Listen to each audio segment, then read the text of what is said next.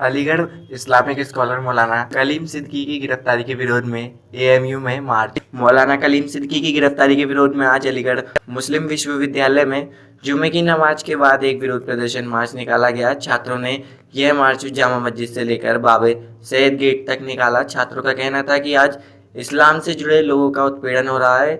इससे संबंधित एक ज्ञापन भी अपर सिटी मजिस्ट्रेट को सौंपा। छात्रों का कहना था कि मौलाना कलीम सिद्दीकी को जल्द से जल्द रिहा किया जाए और मुसलमान बिल्कुल परेशान हाल है। उनके ऊपर इल्ज़ाम लगाए जा रहे हैं। बेकसूर को जेलों में डाला जा रहा है। और मौलाना कलीम ने भी अपनी तरफ से एक मैसेज भेजा है। उन्होंने कहा कि किसी तरह की हिंसा की ज़रूरत नहीं है, इस मुल्क की हिफाजत हमारी जिम्मेदारी है। और उसके बाद उन्होंने कहा कि भारत सरकार क्यों मुसलमानों को टारगेट कर रही है, वह क्या चाहती है, कौन सा ऐसा जिगर दिल दिखाया है जो इस्लाम मुसलमान से इतनी नफरत हो गई।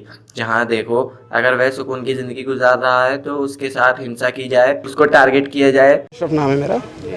किस लिए आज आपने ये ज्ञापन ये बात सबके सामने है कि आसाम में जो हुआ और वो बहुत दर्दनाक है और उस का दर्द तमाम लोगों के दिलों में है और वो गुस्से की शक्ल कभी इख्तियार कर ले किसी को पता नहीं।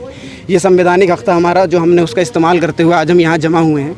आसाम में जो बर्बरता हुई है उसके ख़िलाफ़ कि वहाँ ज़मीनों पर जो कब्ज़ा जमा हुआ है और वो सरकार ये कह रही है कि हमारी ज़मीनें हैं, तो उसको हटाने का भी एक प्रोसेस है। और वो गुवाहाटी कोर्ट में अगर वो मसला चल रहा है तो आप उस तरीक़े से हटाएं जिस तरीके से संवैधानिक हक़ है। किसी की जान लेकर के जैसे कि 3 जानें जा चुकी हैं और उनकी रिपोर्ट के मुताबिक 9 जो पुलिस वाले हैं वो ज़ख्मी हो गए, जबकि हम ये समझते हैं कि 3 लोगों का जाना पूरे की पूरी इंसानियत का चला जाना है और ऐसा नहीं होना चाहिए था। आपको सिचुएशन कंट्रोल करनी थी।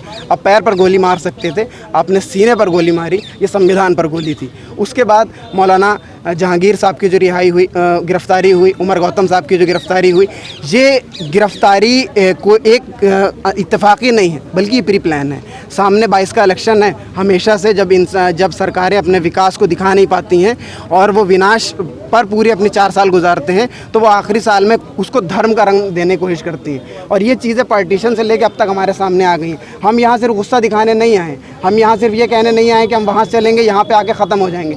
हमारा कहने का मकसद ये है कि मुसलमानों को भी जागना होगा और साथ ही साथ इस बात के लिए तैयार होना होगा कि हमारे ऊपर हमले हो रहे हैं, हम उसको किस तरीके से डिफेंस करें। साथ ही साथ दूसरी कम्युनिटीज़ जो हैं, हमारे हिंदू भाई हैं, जैन भाई हैं, बौद्ध भाई हैं, उनको ये चीज़ समझनी होगी कि मुस्लिम पर हमला नहीं है बल्कि इंसानियत पर हमला है। आज हमारी डिमांड यही है कि वहाँ जो चीज़ें हुई हैं आसाम में उसकी पूरी तरीके से CID इंक्वायरी हो। साथ ही साथ जो है वो मौलाना उमर गौतम को रिहा किया जाए, क्योंकि वो किसी भी कॉन्स्टिट्यूशनल हमें ये इस बात की हक़ देता है कि हम जो हैं वो अपनी प्रैक्टिस को, अपने धर्म को फैला सकें। और वो उसी चीज़ को कर रहे थे और ये एक जो है गैर संवैधानिक उनकी जो है वो गिरफ़्तारी हुई है और हम इसके ख़िलाफ़ हैं। ये प्रोटेस्ट मौलाना कलीम सिद्दीकी जो 3-4 दिन पहले जिनको उठा लिया गया है, सिर्फ उठाने की वजह यह है कि उन्हें ये बताया जा रहा है कि एंटी कन्वर्जन एक्टिविटीज़ उन्होंने की है। उस एक्टिविटीज़ में ये कहा गया है कि जो गैर मुस्लिम है उनको मुस्लिम किया जा रहा है। तो ऐसा तो संविधान ऐसी कोई इजाज़त नहीं देता है। ये लोग ये कह रहे हैं, ऐसा कुछ है नहीं। वो सिर्फ दावत दे रहे हैं, ज़बरदस्ती किसी को कन्वर्जन करने के लिए नहीं कह रहे हैं। तो बेवजह उन पे एलिगेशन लगाया जा रहा है और सिर्फ ये राजनीति हिंदू मुस्लिम की जा रही है ताकि आने वाले 2022 के चुनाव में हिंदू मुस्लिम की राजनीति करके इसको बाइकआउट किया जाए। और हम इसके सख्त खिलाफ हैं और मौलाना कलीम सिद्दीकी को जल्द से जल्द रिहा किया जाए, इसलिए हमने यहाँ पे मेमोरेंडम दिया है। अगर हमारी इस डिमांड को पूरा नहीं किया जाता है तो हम इसको आंदोलन की शक्ल में करेंगे इंशाल्लाह।